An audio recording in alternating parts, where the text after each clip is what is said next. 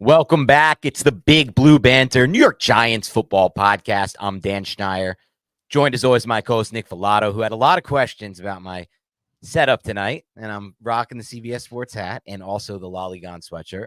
For those who don't know, maybe you should know Lollygon, New Jersey. Awesome business run by a great man. But tonight we're talking about the Giants, and we're talking about their win over the Green Bay Packers. Playing spoiler, Tommy DeVito.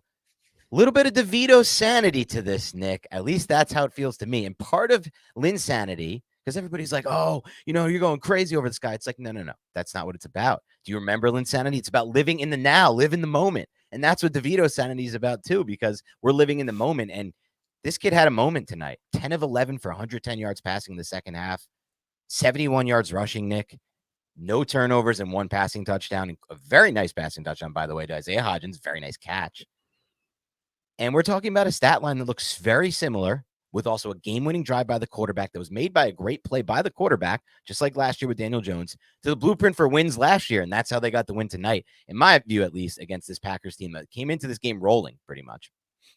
Dude, the Green Bay Packers were hot. They beat the Detroit Lions on Thanksgiving, and then they beat the Kansas City Chiefs.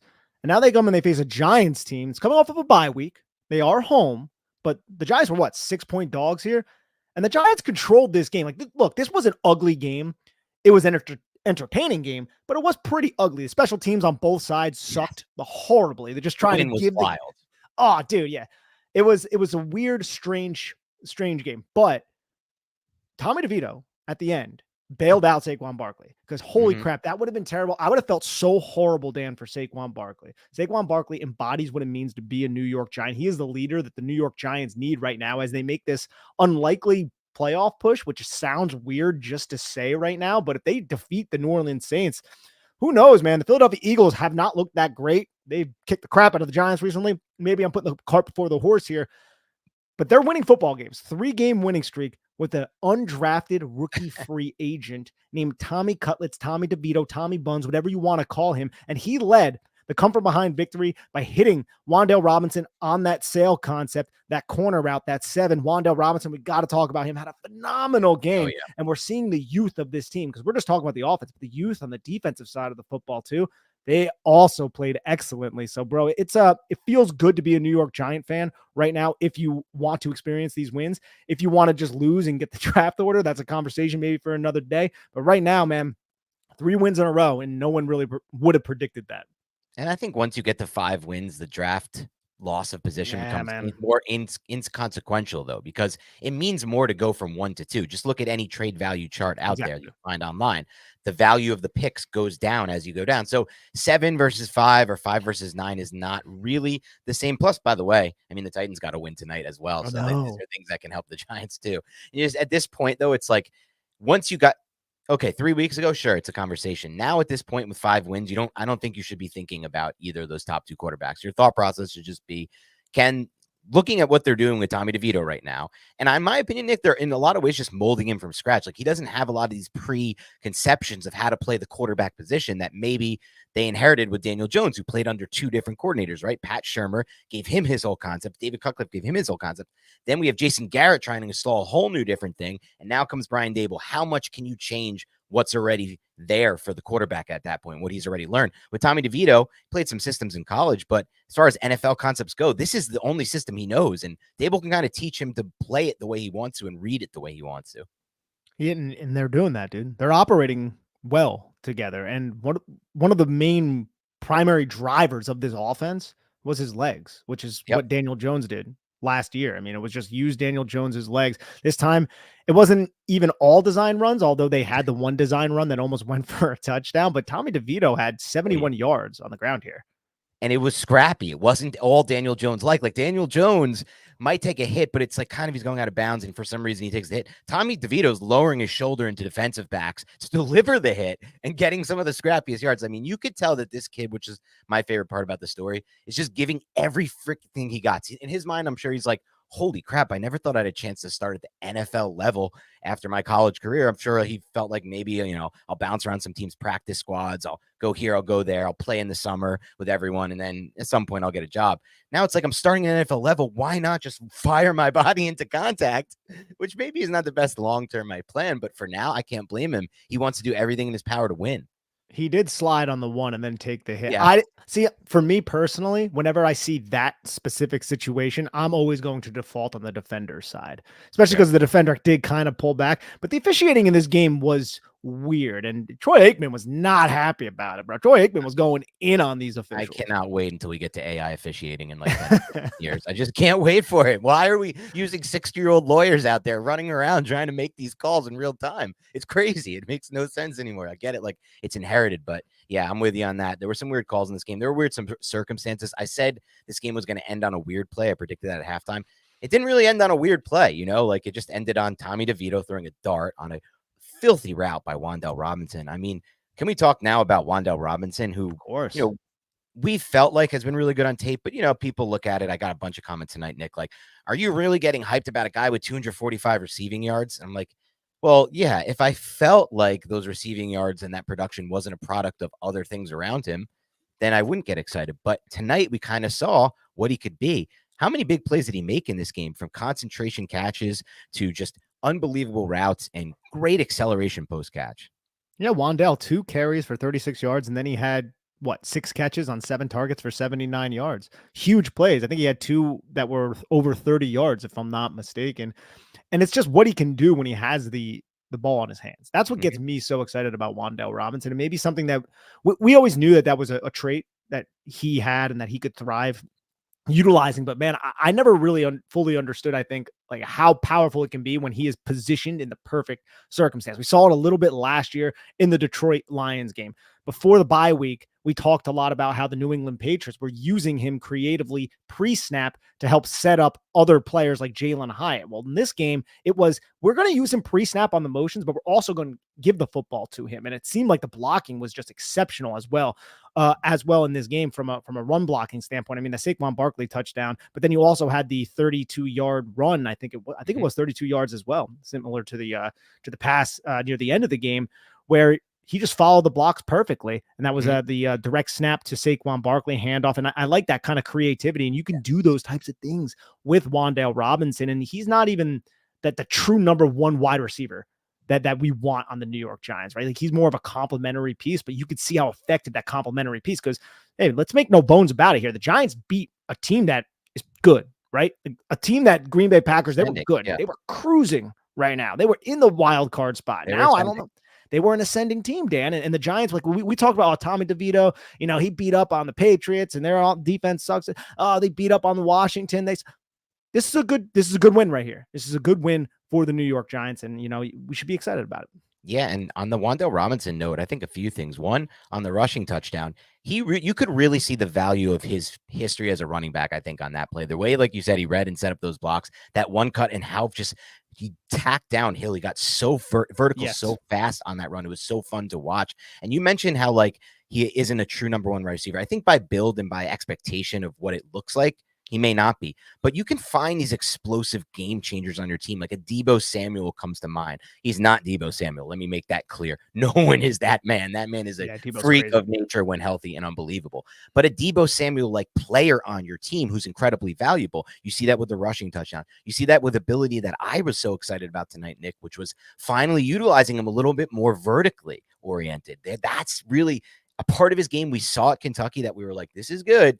And we want to see more of at the NFL level. And then, I thought he did a great job adjusting the football, underthrown in the red zone, and obviously the game-winning play on the drive. But that one catch more thing, too on the sideline. That's what I was going to say. One more thing you can't miss is the catch, because the catch to me is where that's where the scouting comes in. That's where when Joe Shane and the guys working on the Wan'Dale Robinson pick were watching the film of him, they were like, wait a second. I've seen a couple moments like this that aren't really talked about. And, when you see the 0% catch radius and the hand size 20 percentile, and, what was the other one? The arm length. And you're like, I think it's arm length, hand size, whatever it was. And you're like, maybe he can't do that. But then you see him extend on the sideline, concentrate, make that catch away from his frame and get his feet in. And you're like, okay, wait a second. How many people can do all that on one play? It's it's a very special moment. That's where I think the traits all come together. And that's like a big moment, I think, for me in Wan'Dale Robinson, watching him make that play. Because I feel like now in other games down the stretch of his Giants career, going into next season, the rest of this season, and after that, and maybe beyond, he can make those big plays in big moments. And that's really an important factor, I think, moving forward with like,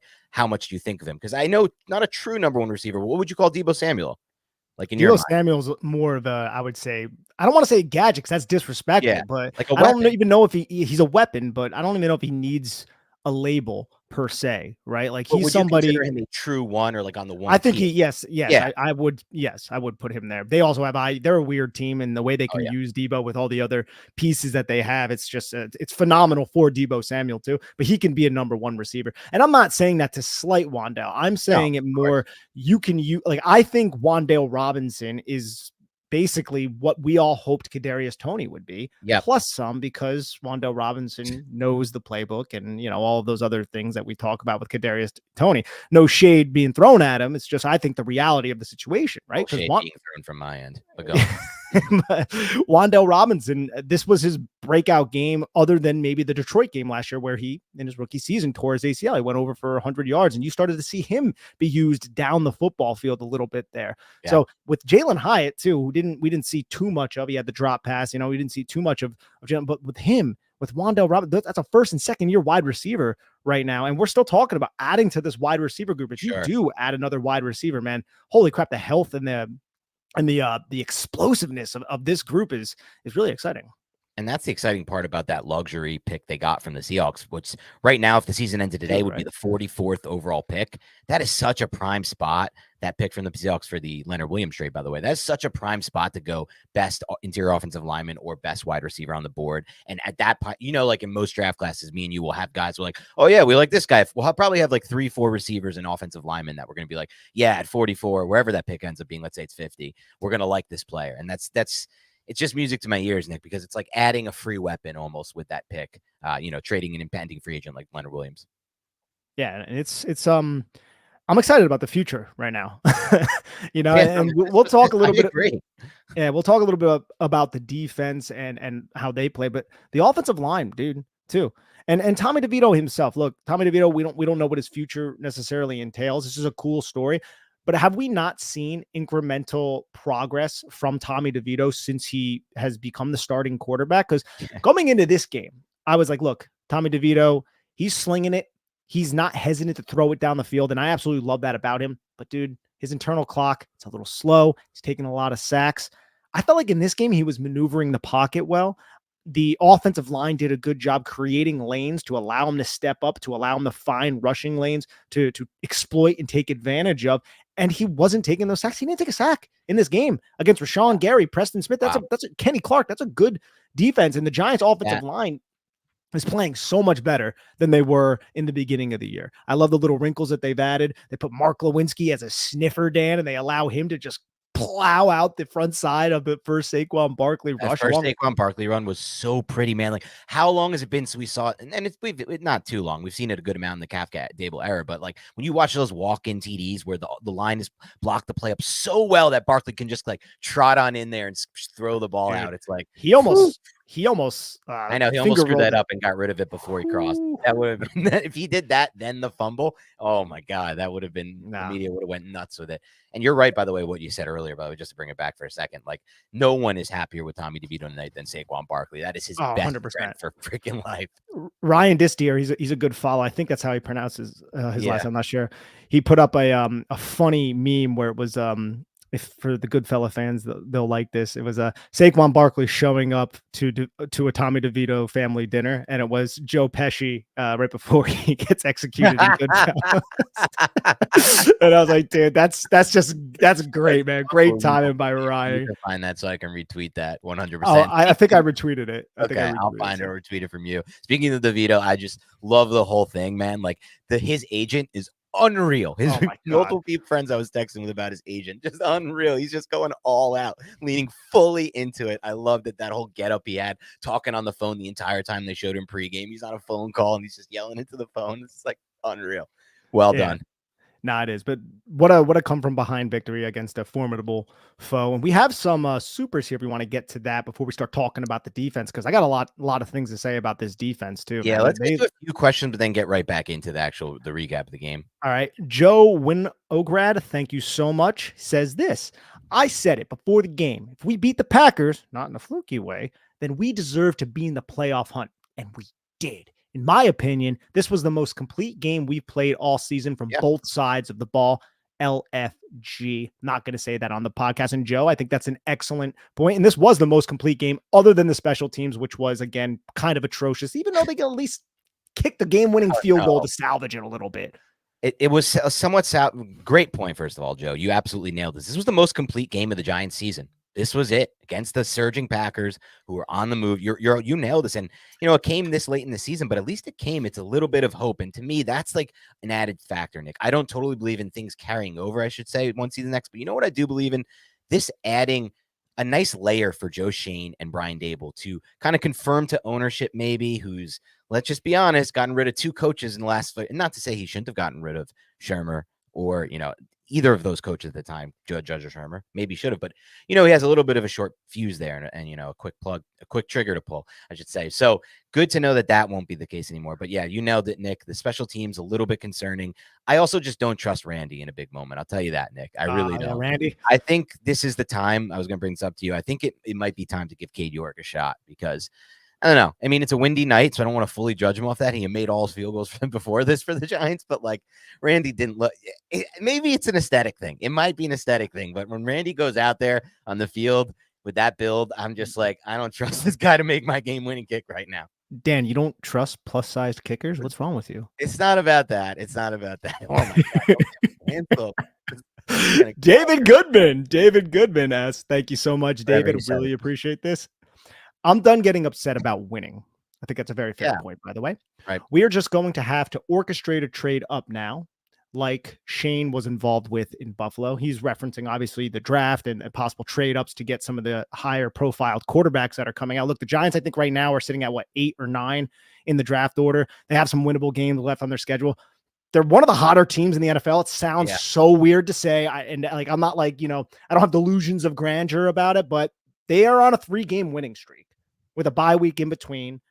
They're relatively healthy. Their offensive line, which was their biggest Achilles heel all season, is playing the best football of the entire season right now with Justin Pugh at left guard, with Andrew Thomas back. They don't have Evan Neal there. I'm hoping that would be an upgrade. Tyree Phillips had a bad false start, but he didn't look terrible in this game, right? And they're bringing in like 5, 6, or 6, 7 offensive linemen in some of these packages. You had a package with Glowinski and Sean Harlow out there. And it's like, that's how they're overcoming the fact that they don't have any tight end depth. And maybe they don't trust Lawrence Cager to be out there on certain plays. I'll say this though, the whole T formation thing, that's got to go a little bit, man. Like, I was sitting there when they brought that out on 4th and 1 on the T formation, and I was like, they're gonna just run it off tackle. I looked at my dad. I was like, they're gonna run it off tackle. They've used this play, I think, 6 or 7 times, and I think they ran one play that was different off of it. And they did that exact same thing. All the Packers were right there. And it was like, oh God, we got to be a little bit. Too much tape on that one. Yeah. They've been a little bit shaky in those 4th and 1 spots. I feel like they haven't felt confident. Also, it was weird they wanted to punt there, and then Dable almost felt like got pressured by the crowd and then sent him out there. I'm hoping that was not the case, but no, of course not. But go back to, I'm just joking with that, but go back to David Goodman's point for a second. I want to just touch on that real quick. So I agree with David. This to me is the game where first of all, you could do whatever you want as a fan, but I agree with David when I say I agree with David, I mean, I'm with him. I'm not getting upset about wins at this point by any means at all. Like this was the turning point, the 5th win, especially against a team like the Packers. This was a good win. That's the thing. I will say this. I have a little bit more pushback, Nick, on if I believe it's real just yet. If they beat the Saints, then I'm in. The Patriots to me were borderline fake. They would be realer if they had Zappy the whole game, but that Mac Jones was just so freaking bad in that game. And then obviously Washington's just unbelievably bad. But, you beat the Packers and then you beat the Saints. That's when because the Saints are still a fighting team and they're trying to make the playoffs as well. So I'll be really interested to see what happens there. As far as the last point there, he made the trade up. I wouldn't be so sure. Like, I think it's possible that they might just look at a different quarterback than the big 3 in this class, because this quarterback class does have a lot of talent that's scattered throughout it. Like if a Quinn Ewers goes to the draft, he's not a finished product, but I know some coaches and scouts are going to look at him and be like, this dude can throw a football all over the freaking field, puts touch on his throws, leads receivers. Like, this dude has arm talent. Let me see what I can do with Quinn Ewers or quarterback of that nature. And there's multiple guys. So I think that would be where I would probably lean with them more doing. But regardless, I agree with your point. Just no point in getting upset anymore. Enjoy the DeVito sanity while it lasts. Oh yeah, you got to lean into the DeVito sanity at this point. It's been a paisan from New Jersey playing football like this, winning games and not just beating scrubs at this point. I got to say this though, speaking of scrubs, and I'm not saying Jordan Love's a scrub. I actually think he has talent, but he looked bad in this game. I'll say this though, Nick, I want to get your take on this. He looked bad in this game, and then in the second half he came on, right? A little bit, yes. Also, he did. Like, if you look at the numbers, I think he threw for like a 100. What did he throw for in the second half? I don't have it, but I mean, he had a couple really good drives in the second half to kind of bring them into scoring range. One, they ended with that weird field goal they missed. The other, they made the field goal and then the touchdown drive. So I feel like he had 3 good drives to end the game. And DeVito, I also feel like, was much better in the second half. So the theory I'm throwing past you, Nick, is, do you think the win was that bad in the first half and then kind of died down in the second half? Because to me, it felt like a totally different watch in the second half as far as offense and passing games went on both sides of the ball. Well, the Giants were not throwing the football anywhere downfield at all in the first half. So maybe the wind was a factor. Anybody if throws underneath too, though. Yeah, if there was anybody in the stands, please let us know how bad the wind was, because I wasn't there. I was more under the impression though that it was Wink Martindale dialing up the pressure, getting after Jordan Love a little bit. And it wasn't even like the Giants were all over them, but there were a lot of looks where there was just like 7 guys on the line of scrimmage bailing out. And then Jordan Love had Reed wide open in the flat or Wicks wide open in the flat, and he just sailed it like 2 feet over their head, like stuff like that, where I was just like, Love looks a little rattled from that standpoint. And I just didn't see that against Detroit, and I did not see that against Kansas City. And those are 2 games that I watched of Jordan Love in preparation for this game. Jordan Love looked really good in both those games. So this last one, or against the Giants here, it just seemed like he was off. And it wasn't even like the Giants were, I mean, I guess they were full strength on defense because Dexter played, and Dexter was just running through dudes, bro. But he was in a little bit more of a reserved role from what we saw. But 51 was back, baby. 51, Azeez Ojulari was back, Dan Schneier, and he was getting after it, especially in the second half. He made a couple plays that I'm excited to get into the tape and dive into. Kayvon Thibodeau had a mistake possibly on the Jaden Reed rushing touchdown. I think he probably should have realized Jaden Reed, just like Troy Aikman said, was coming across, took a shallower route into the backfield, could have expanded it to cut him off. Didn't happen. But other than that, had the PBU, had a bunch of stops at the line of scrimmage as a run defender, had the sack of Jordan Love. It's just, man, 5 is having a season, bro. And I don't know, like, we're talking about it, don't get me wrong, but I'm trying to think, like, who, the last double-digit sack player the Giants had was Marcus Golden, right?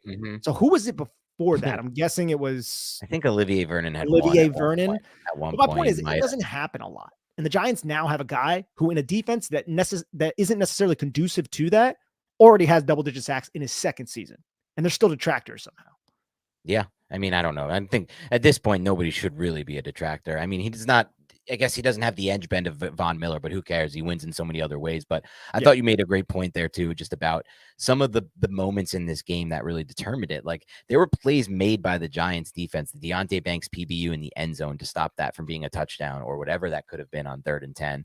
And not just that, like the play by Pinnock, I know they ended up scoring ultimately on that drive, but that's a big time play by him to knock that ball out. And in a different game in a different setting, that ends up being a game winning play. And there were multiple plays like that across the defense. Bobby Okereke stopping the 2-point conversion. So when the Giants drive down the field, it's a game winning field goal instead of a game tying field goal there at the end. These are just like plays that the defense has made. I know it wasn't a perfect night for the defense by any means, Nick, and I know people will talk about that.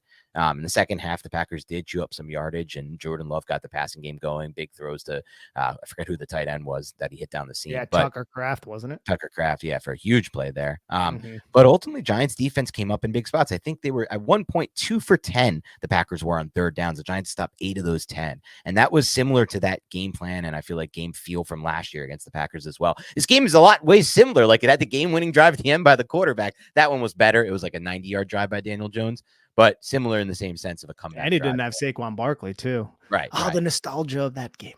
That was a fun one over there in across the pond. But want to know one of the low-key plays in this game that I was just like, if that play didn't happen, I don't know if the Giants win. And that was the sack on what was it, 3rd and 11 with Azeez Ojulari and Dexter. They sacked Jordan Love, lost 10 yards, forced a 4th and 21.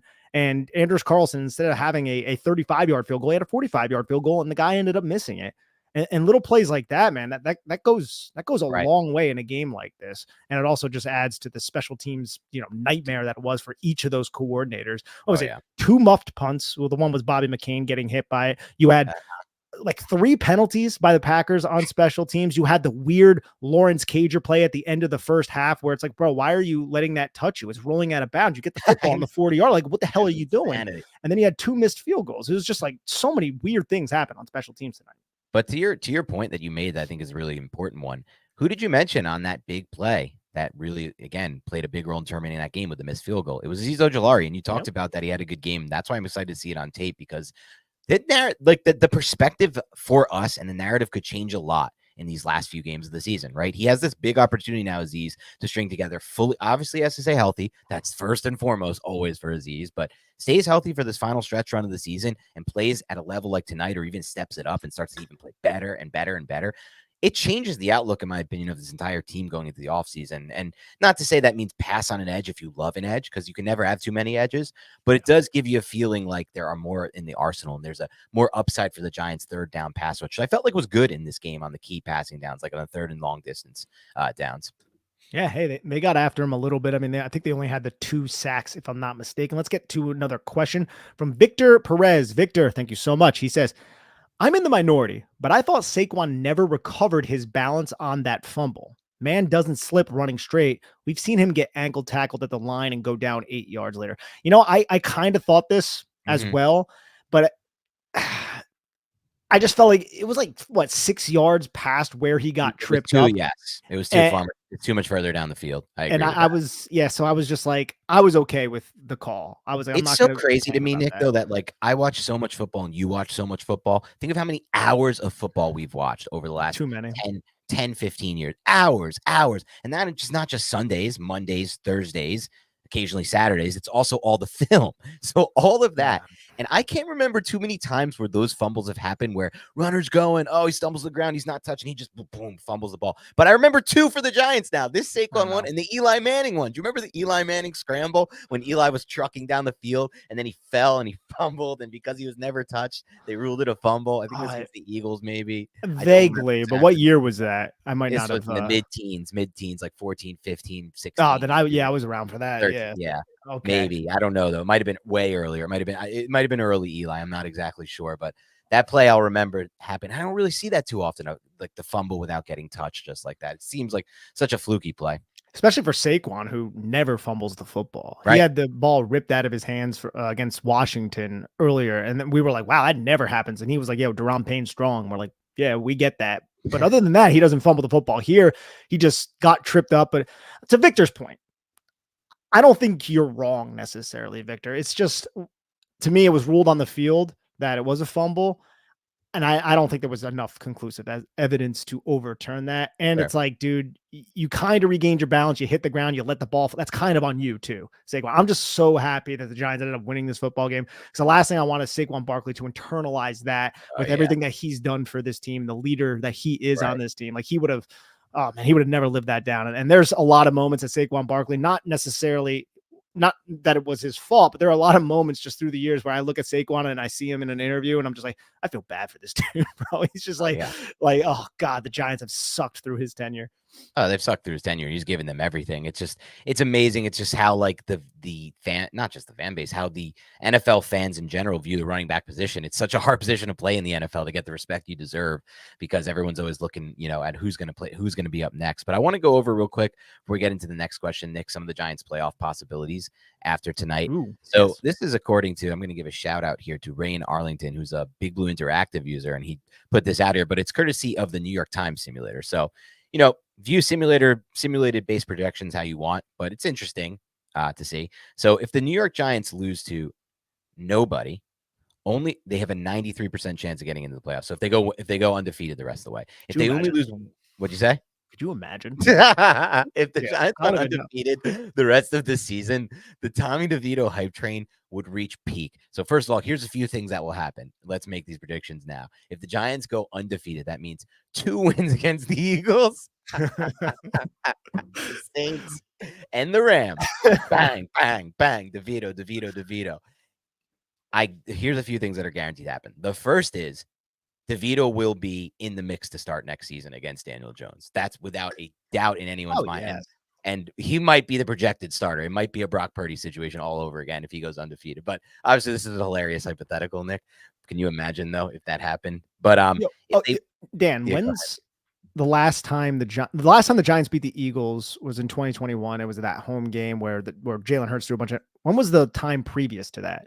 I know. My brother and I were talking about this yesterday. It's so funny. We weren't talking about this exact thing. We were talking about how rarely they beat the Eagles, and obviously the Evan Ingram drop, because Evan Ingram watching Red Zone with him and my dad. Evan Ingram made an insane catch away from his frame, just like, what the hell was that? I'm like, that guy. My dad's like, that guy never did that at any point with the Giants, and it was so funny. I'm like, you're right, he really never did.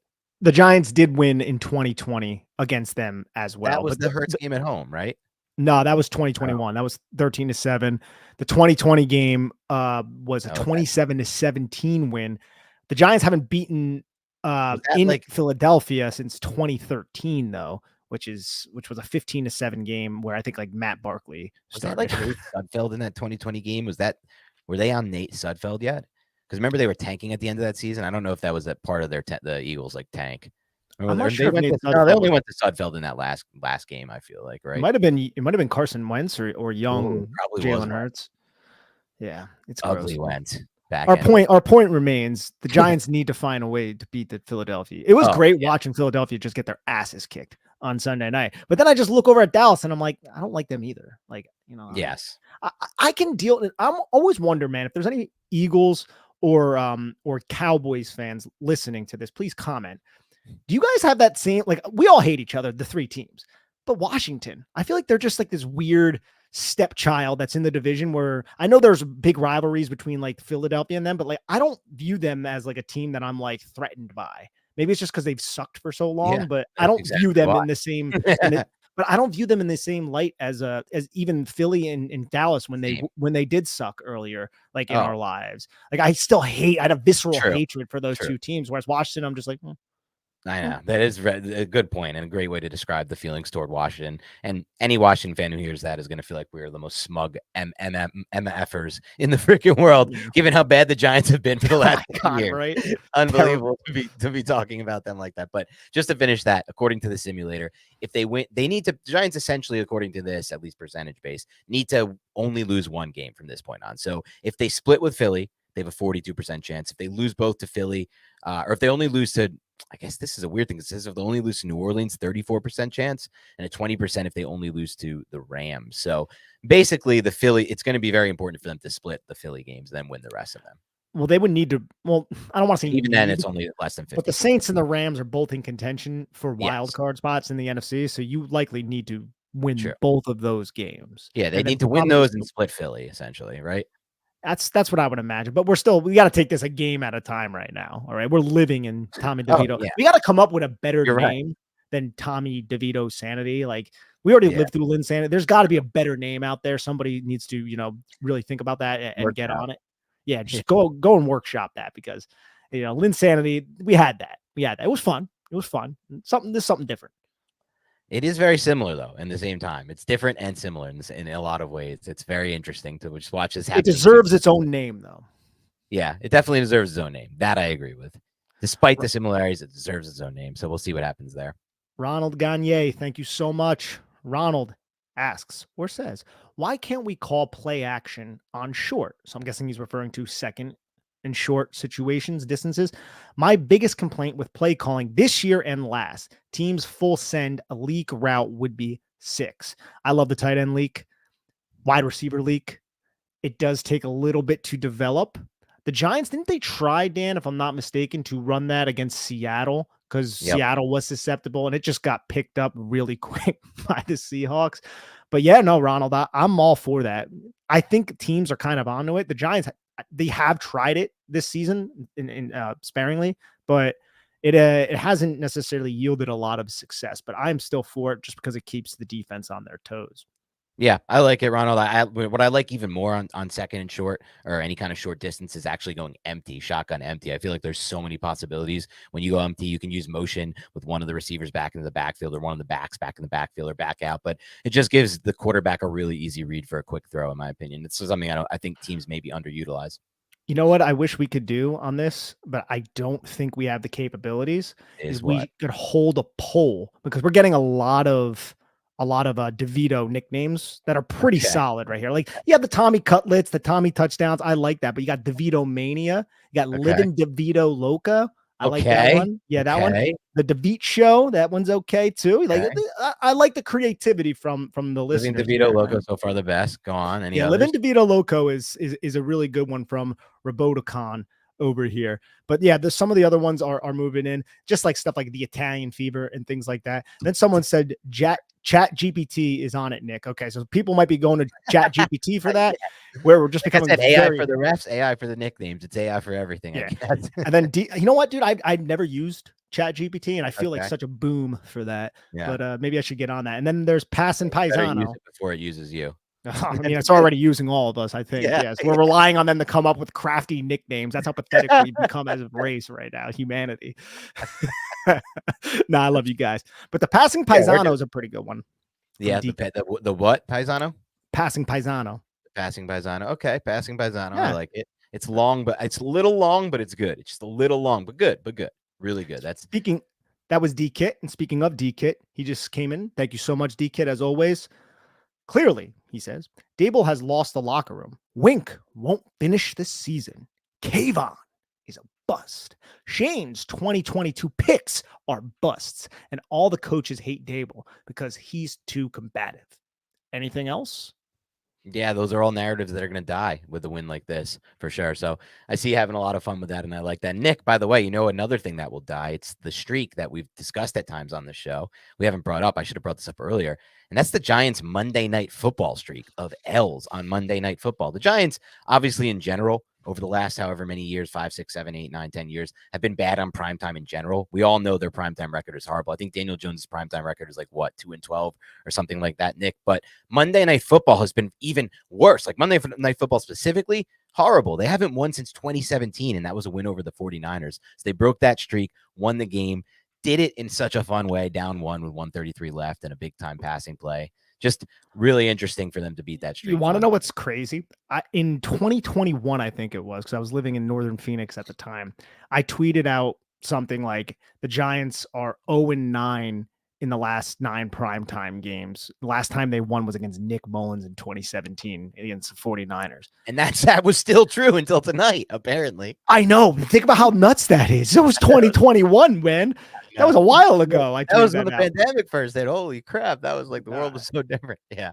No, it's just crazy how bad this team has been. It's because the NFL wants the New York Giants to be good. So bad. They got to want put them them to in be prime good. time so bad. By the way, you know what I was thinking about earlier? Just a side note that something I discussed with my brother yesterday when we were talking football. From this point on, Nick, and I'll adjust to this, and you may choose to or you may choose not to, but I will put a lot less weight in the schedule from this point on. The Giants were supposed to have this really tough schedule this year. It's been a pretty freaking easy schedule. Washington twice, the Patriots.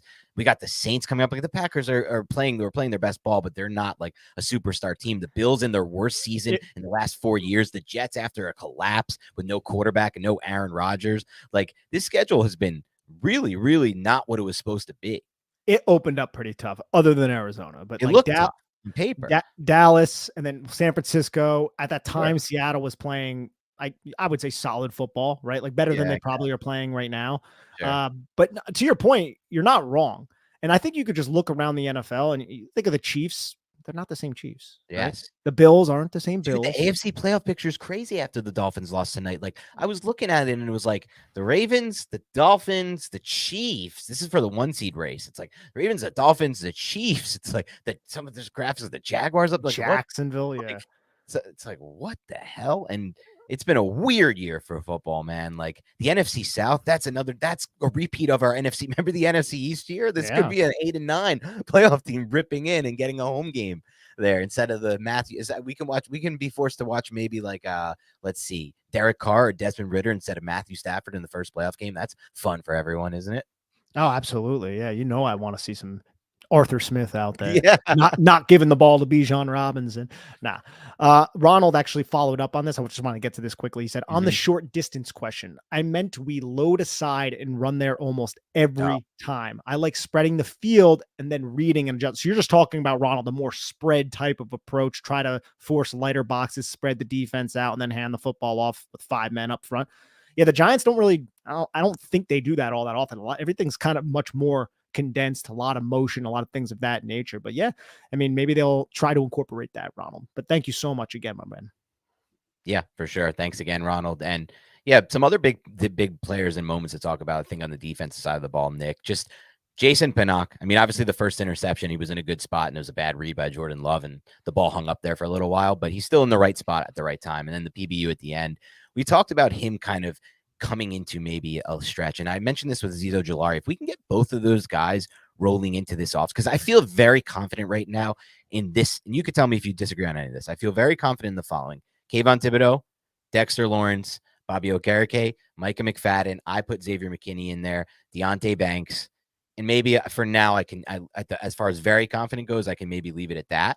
But if we can also add to the mix of very confidence or borderline very confidence, Azeez Ojulari and Jason Pinnock, which they're showing signs of maybe that is the case, that also would make this even more exciting going in the offseason. The team doesn't feel that far away, really. No, they don't. And we would not have said that, 4 weeks ago. That's just how quick. Like, we did not think the Giants would rip off 3 wins with Tommy DeVito as a quarterback. The way they were losing games against the Jets, losing games against the Buffalo Bills. Like the Giants, and it's crazy to think of right now. They could have 7 wins. They could, like, realistically, they were this close. I know. The Jet game, they had a 99% chance to win after the Kayvon Thibodeau 4th and 10 sack. You know how much analytics, according to ESPN analytics. This is why people hate analytics. Moments like this are why people swear off analytics and hate them for life. 100%, man, 100%. Yeah. But like the Giants have been close. This has been a very upsetting season. But now we're over halfway through the year, and you're having this feel good moment with this undrafted kid. And the offense actually looks functional, and it's not all gimmicky. They're actually throwing the football down the field. Yeah. They're challenging the defense. They're threatening them vertically and horizontally, pre-snap and post-snap. And there's something to be said. And I do want to applaud the offensive coaching staff, Brian Dable. Yep. I want to applaud Mike Kafka for putting Tommy DeVito in the position to thrive. And then just so much credit to Tommy Buns, bro, because he is just getting it done. He's the one doing it. Yeah, he did. They both deserve the credit. I just love this idea in my head of like, they have the ability to mold him the way they want and to have him read this offense the way they want him to process and read this offense, which could lead to some of these big plays we've been seeing. And thinking about what you were saying before, I'm trying to draw back to what you just said. On the season and like those close losses they had, it got me thinking, because one of those close losses involved this player. We heard earlier this week, and maybe not thought too much of it until this win, but now we think a lot more of it, from Dan Duggan, that Darren Waller's planning and hoping to play this week. Now that's player speak, so I don't want to just count it as a win just yet. But if all goes well and according to plan, Darren Waller could play this week and maybe should play this, and hopefully will play this week, I should say. And I'm excited to see this what Tommy DeVito can do with Darren Waller, right? Like Tommy DeVito, DeVito time, cutlets. Like now you got another weapon. You're the world is yours, Tommy DeVito. Ball of clay. Here's your ball of clay. Figure it out as you want to. Interpret the offense as you want to. Get the ball and put the ball in the spots that you want to. Now with Darren Waller, it's going to be interesting to see if he can maybe get some out of Darren Waller. Tyrod Taylor got a lot out of Waller in that little stretch before the injury. And just getting Darren Waller back is going to allow you to do a lot more from a passing standpoint and a running standpoint out of 12 personnel, which is, I think, what the Giants want to do. Now, I think if they had their druthers, they would be in 11 personnel, a little bit more than 12, but the 12 helps set up the play action passing attack. Theoretically, it helps you run the football, although the EPA has suggested otherwise in previous seasons. with that, but it just gives you more options. Because I think the Giants want to put Darren Waller with Daniel Bellinger out there, let Daniel Bellinger do all of the dirty work like he did in this game. Like, that one block, I know Mark Lewinsky helped coming over, but Daniel Bellinger buries his dude. Justin Pugh buried his dude. Right. Mark Lewinsky was just a bowling ball, a wrecking ball flying in as the sniffer. And I hope we see that still if Darren Waller does return. But man, I think it gives Kafka another option to lean on, not just from like, oh yeah, he's good and you can pass him the football, but okay, now we have all of these plays at our disposal because I trust Darren Waller a lot more than Lawrence Cager when Cager's out there. Right. And another player I want to bring up on the offense is Isaiah Hodgins, who had a nice moment tonight with a touchdown catch in the back of the end zone, full extension away from his frame, caught the pass. The Giants this season, man, have had a knack and a tendency to tap their toes by the sideline and make some of these crazy catches. Hyatt multiple times. We saw earlier in this game, Wan'Dale Robinson. And then in this regard, Isaiah Hodgins. That was overall just a really fun, explosive Giants offensive play that you don't always see. Quarterback break structure, rolling to his right, really darts a ball in there. DeVito, arm talent on the vertical plane, Nick, I still have my question marks from. We really haven't seen much in that regard. We haven't seen too many, except for the 3rd and 16. We haven't seen too many throws that were downfield. But on the intermediate plane, I kind of think he has nice velocity on the intermediate plane. Absolutely does. Yeah, from the dart to Wan'Dale, the game-winning dart, and then that throw to Isaiah Hodgins in the red zone. Like, pretty good short area velocity. Like that play call too. Like I said, you motion Isaiah Hodgins over to Jalen Hyatt. Jalen Hyatt go inside. Now you have Isaiah Hodgins isolated from outside the numbers all the way to the sideline. Isaiah Hodgins has been, since he arrived here, the Giants, I would say, best red zone threat, right? Yep. Like we saw last year, the Washington touchdown when he was isolated in the 3-by-1 set. He was the one lone receiver, and Daniel Jones put it near the pylon, and Isaiah Hodgins tutty. This year, he has 3 touchdowns. All 3 of them are in the red zone against Arizona. Then he had one against Washington a couple weeks ago, and now this one.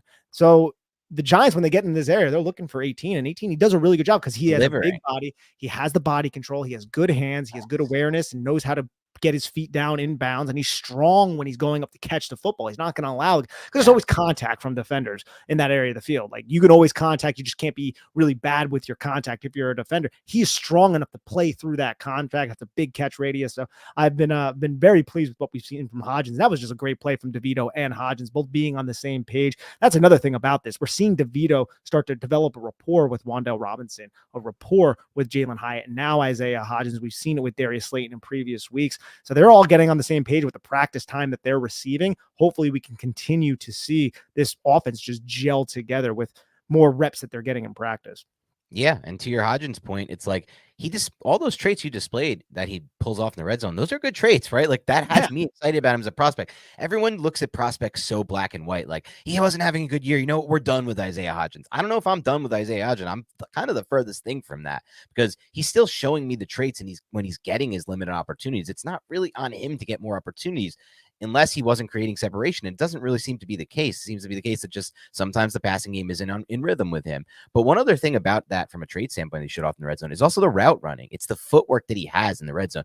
That's something I've always appreciated about Isaiah Hodgins' game and his tape since he came to the Giants. I remember there was a route over the middle against the Colts where he was matched up against, I think it might have been Okereke actually, but it was one of their linebackers. And or Franklin, yeah. It was him. I think it might have been Okereke, and he pulled a route off that really froze up the linebacker, broke his ankles, created separation. And it almost reminds me of, since he's such a big receiver, 6'4" Isaiah Hodgins, it reminds me of, and not comparing to this player, but the way Jordy Nelson had good footwork at the line of scrimmage, just at the top of his routes. And so I still have a very high bar for Isaiah Hodgins. Like, I'm excited about Hyatt Hodgins. I would keep adding talent to it. I'm not saying I wouldn't do that, but there are moments with Hodgins that make me still excited about what he can be. Ken Chiafredi, thank you so much, Ken, says, Wan'Dale, breakout game, and Tommy Cutlets has us riding the Marinero wave. Let's enjoy this, boys. Thoughts on this little win streak? Hey, my thoughts, I applauded at this point. We've talked about the draft order, and look, the Giants are already at 5 wins. Right now, just a couple weeks ago, we were talking about everything was falling apart, right? Like, Brian Dable's going to possibly get fired. Like, what's that mean for Joe Shane? What's the quarterbacks? Oh, what's this? So many questions. They're on a winning streak now. You're not going to hear any of that. Okay, you're not going to hear any of that. This at least quells the questions around what the hell's going on with Wink Martindale and Brian Dable. To me, from an outsider's perspective, not knowing anything, I would just imagine that, look, they're not that tight. They weren't that tight last year. This is a working relationship, and when they're winning games, they can get along. But when they're losing, probably get on each other's nerves. It's a very highly competitive environment. But yeah, no, I'm enjoying this, Ken. And I like the marinara wave. What, Dan, let me ask you this. You're a food guy. What's your favorite type of Italian sauce? Would it be marinara? Are you more of a vodka guy? Where would you go there? Great question. So obviously there's different kinds of gravies or red sauces as they call them, and marinara's up there. I've never referred to it as gravy. I know some Italians do that. Some of my friends do. Marinara's up there. Vodka's great. I feel like if I really thought about it, there's some that like are just like that I can't really think of right now, but like some more niche ones that I really like. And I think just a surprise go-to for me that is considered Italian sauce, but you're not expecting it, is pesto. I love good fresh pesto. Like really good pesto makes a pasta for me or makes a chicken dish for me. So I put those up there. And I wanted to throw back to what you were saying, Nick, about just like where they're at, the Giants, and enjoying their win streak and things of that nature. At this point, like there's no reason not to from a draft standpoint, because they've positioned themselves out of that conversation. We need to just reshape our thoughts on the season now at 5-8, in my opinion, or as far as like where this is going, considering that Tommy DeVito is now in the mix. Yeah, I'm right there, man. Considering Tommy DeVito's in the mix, man, Giants are winning some football games. Dude hasn't lost a football game as a starter. He's got some games under his belt. That's impressive to say the least. Now we have a bunch of people in the comments saying their favorite sauces. So yeah, if you had to ride a wave, the marinara wave, I feel like that's the common wave that like most people would suggest, but there are a lot of other Italian sauce waves that you can have a lot of fun with. Yeah, agreed. All right. Are the best. Oh yeah. D-Kit, thank you so much. D-Kit says, one more thing. The quality DeVito has that should be present in any quarterback we may draft is attitude. This is a good point. Tommy's attitude and confidence makes his play exciting to watch. Add more upside talent to that, and you got something. And you see that it oozes through Tommy DeVito when he is out there. And you could also see how this team is gravitating around DeVito. I mean, he's winning football games. That's going to force some teammates to gravitate around you. But this is a confident young man. And you would imagine every quarterback has that as a baseline. I'm not so certain that that's the case, though.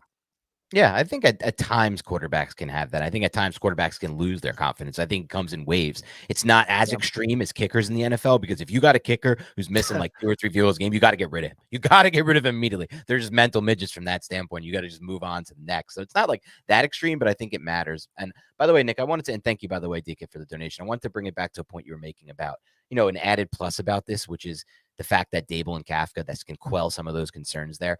My read on the situation, and I'm curious to get your take on this if this is similar, is that in Baltimore, Wink got accustomed. This is just my read on it, that Wink got accustomed to a certain style of coaching, which was essentially John Harbaugh saying, hands off, you run the defense the way you want to run the defense. I trust you. This is your defense.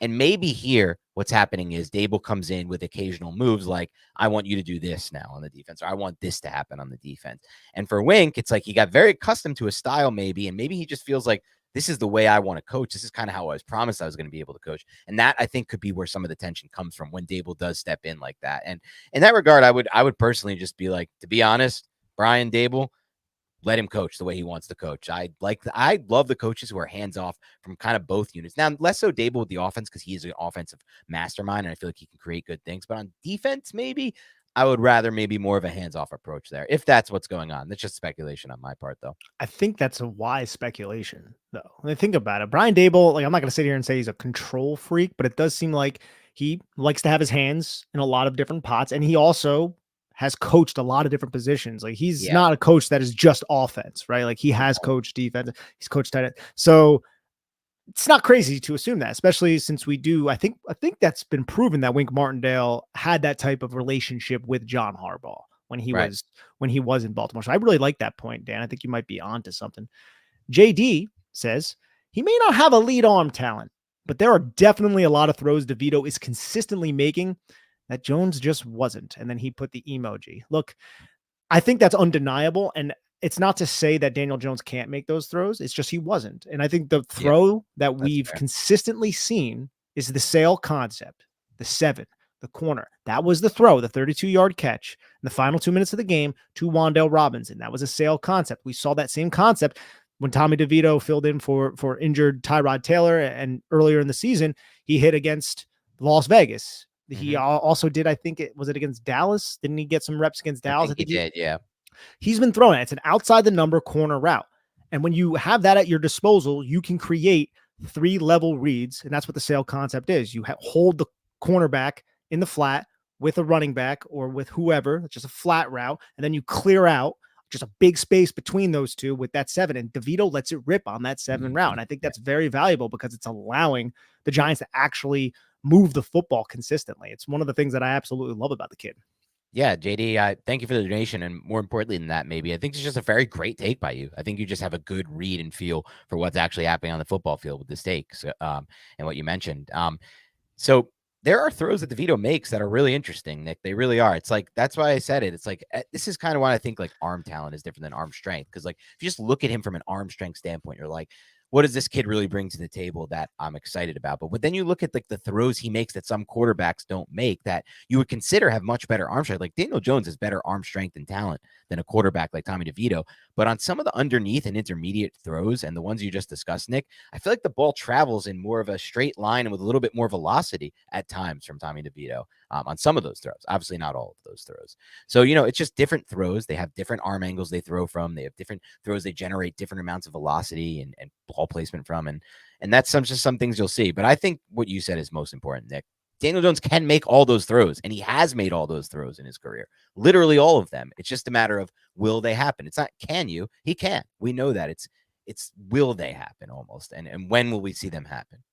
You just see it dialed up so much more though with DeVito. Like you can see that there are differences in the game plan and some of those concepts that are being dialed up.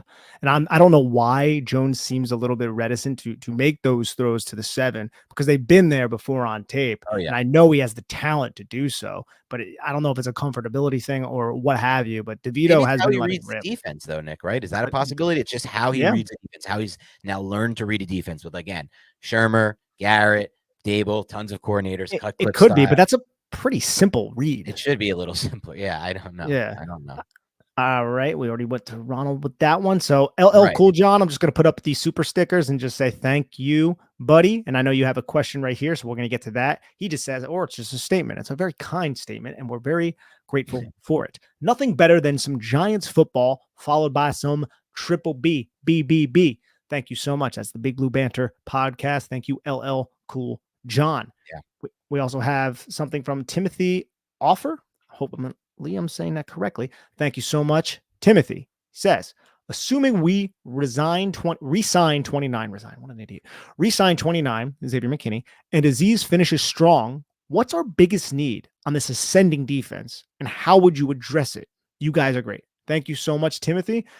I think I have my take, but I'll kick it over to you first. Okay. For me, it's 100% cornerback. That's the one for me. I want depth there. I want more talent there. I want another potential starter like Deonte Banks there. I can get by, I think, with what I have at edge. I don't love it. I don't really trust that I can find in the 3rd or 4th round, but I'm hoping that with my added cap space next year, because the Giants do have some cap space next year, they're getting some dead contracts off the books and things of that nature. I can find an edge a veteran edge that can just be something of depth and offer me something as a pass rusher. Now, I don't want to go crazy on that market, but the veteran edge. Corner, I may be able to do the same thing, but I would say either way, one of those routes, I would look to go free agency for one of those two positions and then look to one of the day two, maybe day 1, if it's there and you like it, picks for either of those two positions. So I had a 1A and a 1B, and my 1A is cornerback. Okay. I want, and this is kind of regardless for who the defensive coordinator is. I still think you need to add another young cornerback because you don't want to put all your chips in the basket of Cordell Flott as an outside guy, and you want to leave the option of him playing inside because Darnay Holmes more than likely will not be back here next year. We have no idea what's going on with Aaron Robinson. Dory Jackson probably won't be here, I would imagine. So you have Deonte Banks, and you need to add another cornerback. But I think 1B is edge. And that's saying that Azeez Ojulari took that step. But who the hell do you have behind Kayvon Thibodeau and Azeez Ojulari at the edge room? Like who? Yep. So you don't have much. You want to know what a sneaky one is, by the way, Nick? What's up? Interior defensive line. I knew you were going to say it. Yeah. It has because they make an impact on games. You can get them on day 2 and sometimes day 3. And they got rid of some of what they had there. And we have got young guys that might be there. Jordan Riley, G.J. Davidson. They could be those guys, but yeah. A'Shawn Robinson, impending free agent, right? So, you know what's crazy? It wasn't a long time ago when the Giants had a young Dexter Lawrence, who was a stud when he was young. Don't let anybody fool you. Leonard Williams, Dalvin Tomlinson, BJ Hill. And BJ Hill. Yeah. Like that's an insane, just an insane with how they all ended defensive up. line room. It's crazy. Yeah, just an insane defensive line room. One might say that you probably didn't need to get all those guys because it's hard to get them all on the field. And if it's hard to get them all on the field, it's hard to re-sign them and retain them. And if you're not re-signing and retaining them, that means you're letting good talent go to the market. One might think that. I don't know if maybe that's something that could have been thought of beforehand. I thought we would go a whole podcast without you bringing up. I didn't mention the guy's name. Your man. It's a thought-provoking conversation. Like, why did we load up on guys that we couldn't afford to put on that can't go on the field at the same time? It's just wild. Ronald's coming in from top of the cage, and he's saying Bolognese. Maximum disrespect. Be better. Those are attacks on us. But I like Bolognese. I like Bolognese. You know, yeah, good Bolognese is great. You know what's great? A good carbonara. Is that considered a sauce? The bacon. Maybe that's just a dish. I don't know. I like it though. See, like, can you consider marsala, which is a sauce, right? Yeah, but it's not like Italians. I would group it in with the Italian sauce because my mother made it when I was a kid. But Frances. Like that's an amazing one. Yeah, sure. I love franchise, man. I mean, they're all great. They're literally all great. Italian's one of the best cuisines in the history of the world. 100%. If not, it probably is the best. Actually, it's probably just the stone cold best. Yeah, it has to be. Really thought about stone nuts. Yeah, stone nuts. Yeah. Use the poker reference. Yeah, you like that? What does that mean though? If you have the nuts, that means you have a good hand. The best possible hand. Yeah, the best hand. That's why I used it in that. Yeah, so I was hoping. I'm just picking. I don't play poker. Alfredo sauce probably screws you up though, right, Dan? Alfredo sauce is disgusting. What is that? Is that even considered an Italian sauce, or is that just like right? You see from on a shelf? No, I'm kidding. There are great Alfredo sauces. Yeah. That's disrespectful. I guess for me, I've just never been a huge Alfredo fan. It's just not that's on my lower list of Italian sauces. Too creamy. Gotcha. All right. So do we have anything else here that we want to go over? I think the defense played well. This is an exciting win for the New York Giants, getting this dub 24-22, saving Saquon Barkley. Thank you so much. So you have anything else, buddy? Nope. I think we cover most of it, and I'm excited to have had this podcast, Nick. And, these are the ones where you can really get into the full recap of the game. You don't have to just say, let's get to the questions, because it's actually fun to talk about the game, And so thank you all for tuning into this one. Thank you all for being here. If you were live, I appreciate it. It's finally fun to do this. And I hope you guys had fun too, because again, time to just don't worry about the draft position. Whatever happens at this point happens at that regard. Whenever they'll hopefully get that great quarterback at some point in our lifetime sooner rather than later. We all hope. So right now, just enjoy the Divino. And what are we going to go to? The final thing we'll say, Nick, what are we going to go with for now as the DeVito nickname? If you want to get rid of DeVito Sanders, you know what? I might need to sleep on this and think. Yeah. I like the living DeVito Loca, but that's like if it was an Italian reference, it would be a little bit better. Yeah. It's not. It just doesn't hold the same. Yeah, but it's still very creative. Yeah, that meme. Whoever did that, I got to find that meme after this podcast. That's an unreal meme, by the way, that Nick referenced earlier. I retweeted it. It's by Ryan Disdeer. He's a good follow, by the way. All right. No, I follow him for sure. Follow him for a while. Yep. All right. Thank you to everybody. We'll talk to you this week with some film breakdowns tomorrow. Tuesday's a great day to do it. I'm excited. This is on a Tuesday. Yeah. Mondays are not great days for me, and Tuesday is great. So it's just nice to have that. So we'll talk to you then. Have a good night.